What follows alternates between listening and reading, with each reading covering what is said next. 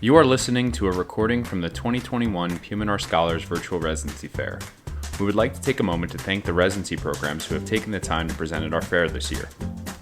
This year's PM&R Scholars Virtual Residency Fair is supported by PM&R Recap, the best resource for your physiatry clinical preparation, audition rotations, board preparation, and beyond.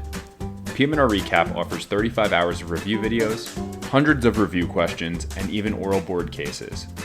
Head to pmnrrecap.com to learn more. Welcome NYU's program. Hello, good evening. Let me just share my presentation. Let's see, share screen. All right, can you guys see my PowerPoint? Yeah, we're seeing it in presentation view. Oh, okay, looks good. Looks good? Okay, all right. So hi everyone, good evening. My name's Ying Zhu. I'm one of the chief residents over at NYU Grossman School of Medicine, PM&R Residency Program. I'll be presenting tonight on behalf of my program. The name of our rehab center that's kind of more well known is Rusk Rehabilitation. So to begin the presentation, let's talk a little bit about PM&R at the institution of NYU. So Dr. Howard Rusk, one of the fathers of our field, came to NYU in 1948, establishing the first university-affiliated department in rehabilitation medicine. There were a lot of firsts that he did at NYU, such as aphasia protocols, vocational reintegration, pediatrics, and rehab psychology. The department was renamed in his honor in 1984 after he passed away. And our department's mission statement is to provide patients with the necessary physical, social, emotional, vocational, and recreational skills to reach the highest possible levels of independence and quality of life. In terms of talking about the greater institution of NYU, it's constantly named as one of the best hospitals in the country. And our department is often top ranked as well when it comes to rehab departments in the region as well as in the country.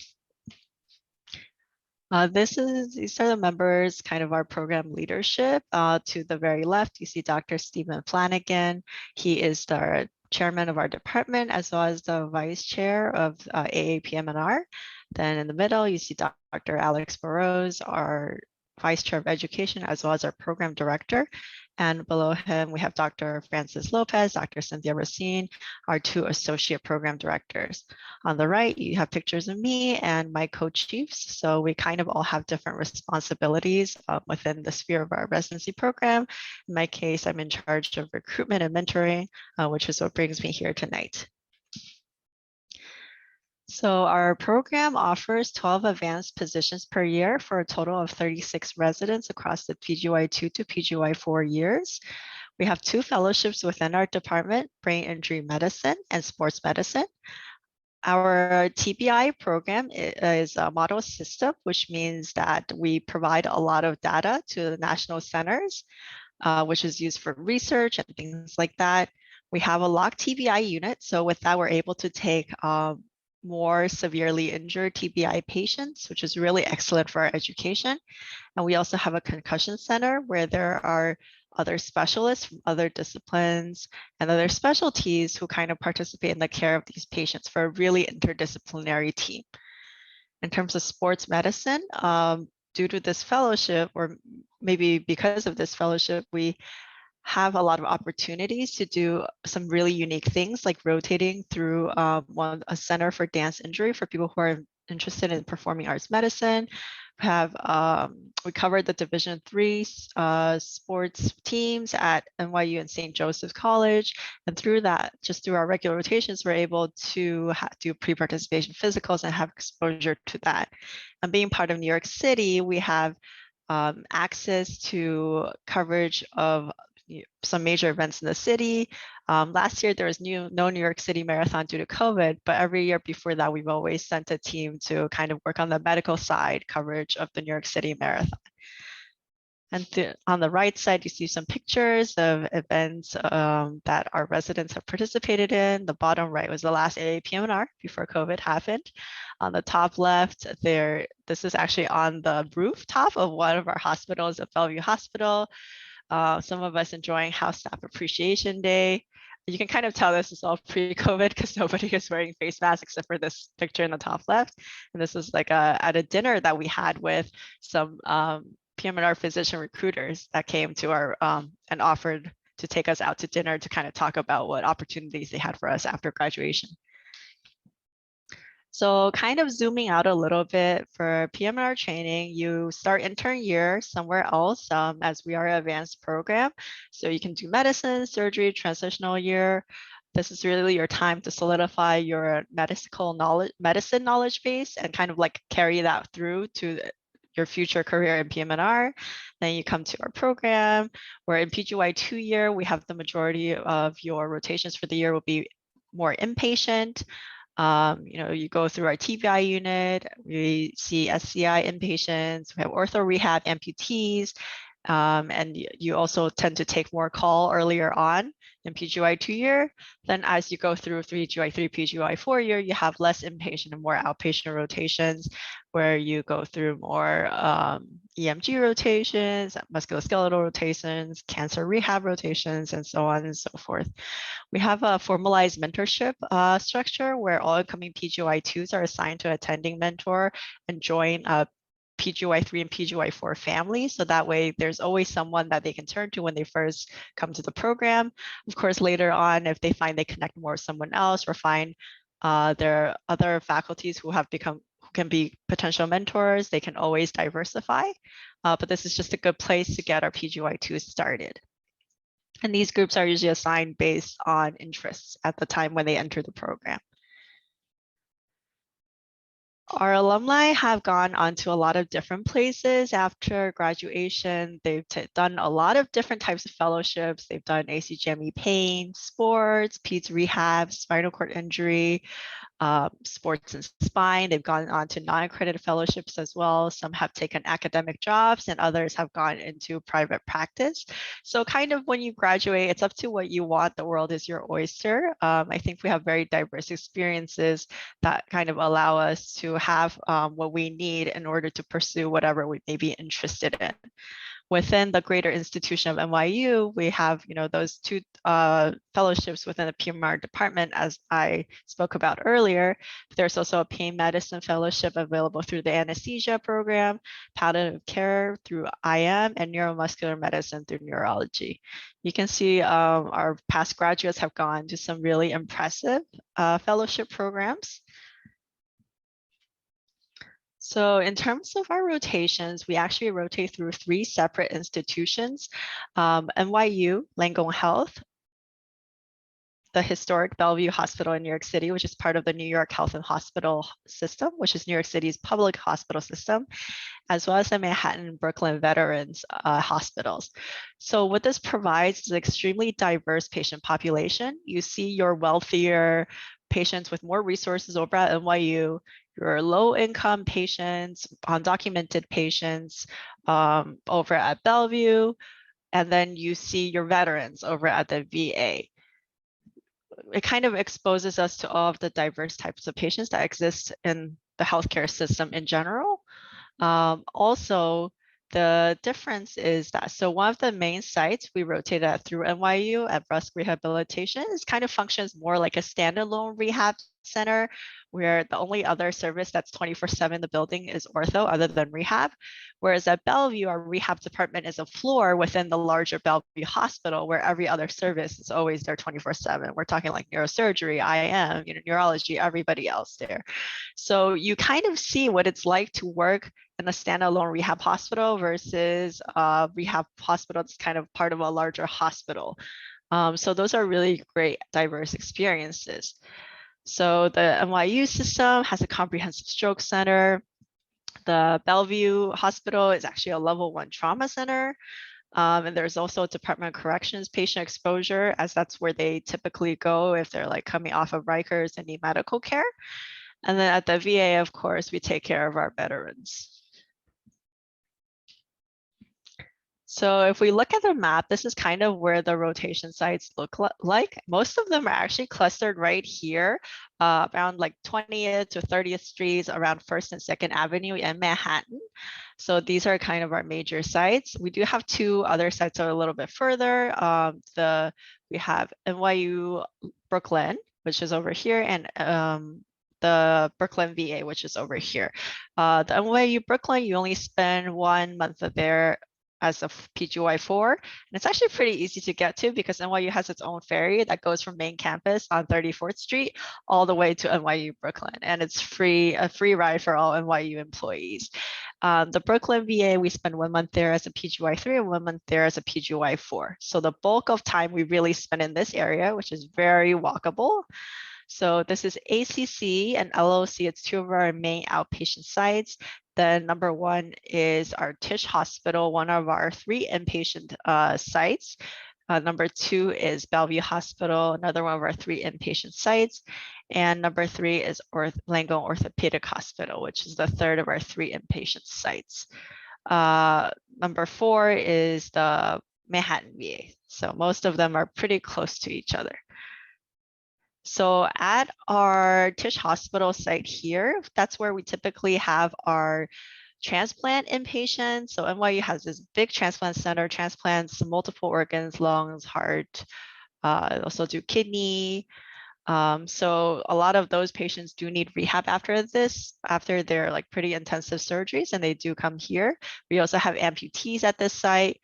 Then over here by 17th Street is where we have our orthopedic patients. We have our TBI patients, and we also have our SCI patients.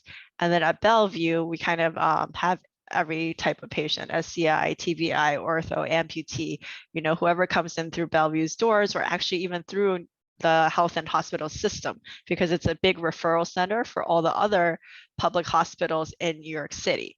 And this is at Bellevue is also where we have our locked brain injury unit.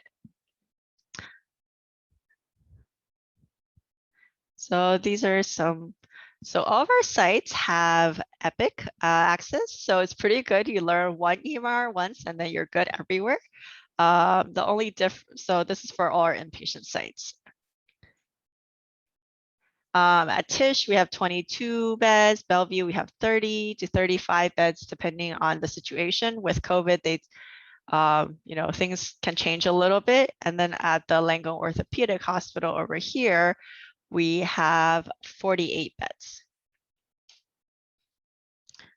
So in terms of our outpatient clinics, those are the sites I kind of pointed to earlier on the map. And also in the larger map, they're the purple dots. These are the 2 in Brooklyn I mentioned. So we rotate through sports medicine, pain medicine, EMG, cancer rehab, TBI, stroke, SCI, PEDS, cardiopulmonary brace, muscular dystrophy, and diabetic foot and ankle clinics as part of our standard rotation. This is what our schedule looks like throughout the PGY years. So PGY 2, 3, and 4. You can see based on the color coding, the orange is inpatient. As you go through the years, less and less inpatient, green is outpatient, more and more outpatient. Overall, over the course of 3 years, we'll do about 12 months of inpatient, 17 months of outpatient, we'll have about 5 months of consult, and about exactly 2 months of electives. We also have a procedures rotation over here. So that's a rotation which is meant to kind of help us increase our procedure numbers if there's any area we're more interested in and want to get more exposure in. But in a way, it functions a little bit like elective time too, because you can kind of choose what you want to do during that time.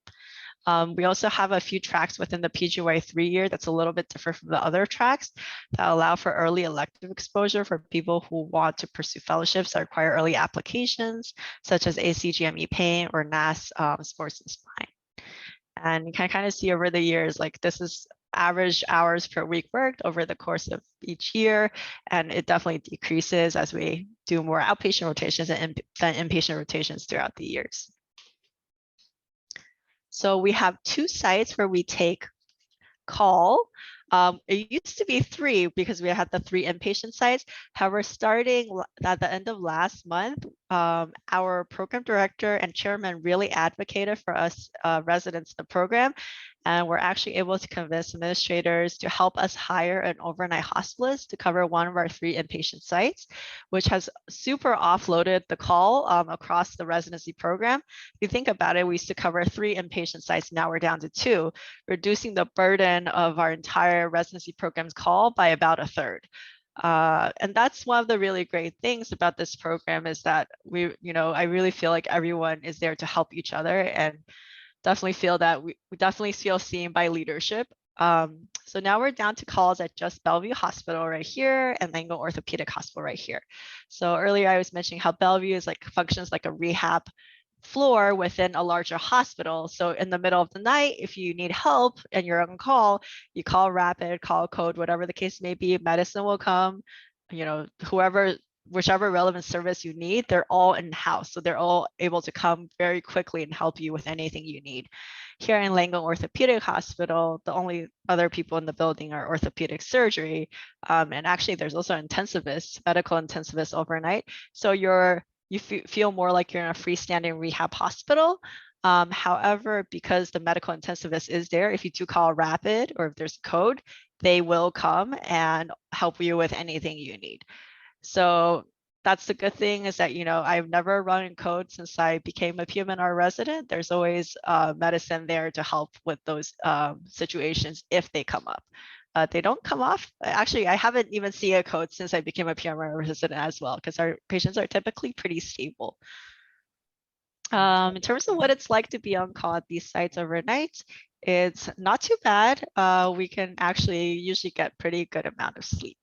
Dr. Zasari, 5 more Yes. minutes. Okay, thank you. And then in terms of call frequency ladder, this is like all lower numbers that in the past. You can see they kind of decrease over the years. And it's, a lot of this really owing to the fact that we now have the hospitals covering one of our 3 sites. Now we take almost no call or no call while we're on our outpatient months. As a PGY2, that's the only year you take Saturday calls. Once you become a 3, you stop taking Saturday calls. And once you become a 4, you basically stop taking weekend calls altogether. The only exception, you have 2 Sunday day calls during over the course of the entire year. So 2 Sundays for the entire year, and only during the day for that one site where we have the overnight hospice. Since they're only overnight, we just have to cover the day during the weekend.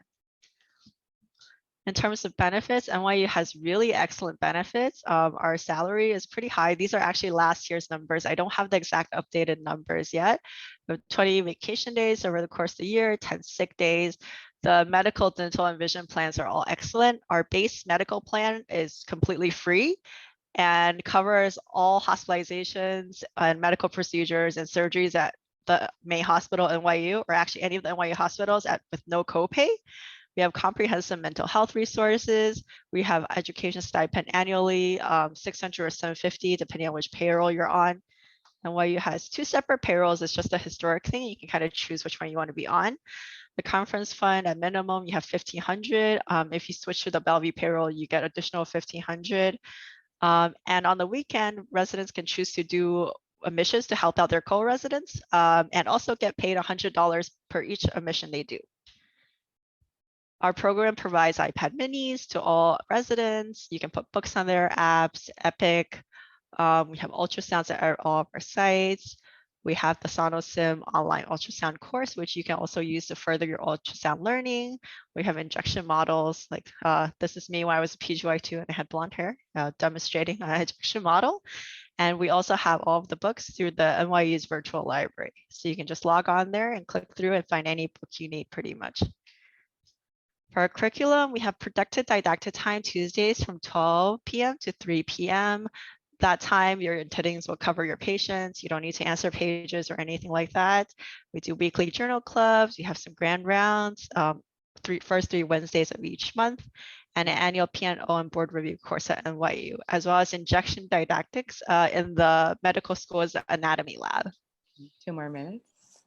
So our culture, it's very supportive. I feel like everyone always has each other's backs in terms of the program, the co-residents, attendings. We're always striving to improve the quarterly town halls with chief residents and the program director to kind of address if people have concerns that they're working with. It's very resident driven. And it has excellent work-life balance. This is actually my baby, my residency baby that I had 5 months ago. I want to say that this is a very supportive culture for new parents and for breastfeeding. In fact, 4 of my co-residents also had babies in the last academic year. So I think we might have set a record for most babies born in a PM&R residency program in one academic year. So NYC is a great place to live. Tens of thousands of restaurants, lots of fun things to do, whether you want to go skiing, get massages, do an escape game, or go to a baseball game, or run in the New York City Marathon. And it's also an excellent place if you want to travel the world with all of our international airports. Here's some of our past grads enjoying our time in, at the beach, as well as at various conferences. And so this is the contacts. So this is me. Feel free to email me with any questions. I know we don't really have time now to go through them, but if you have anything you want to ask, feel free to email me. And this is our program coordinator, Haley. You can also email her as well.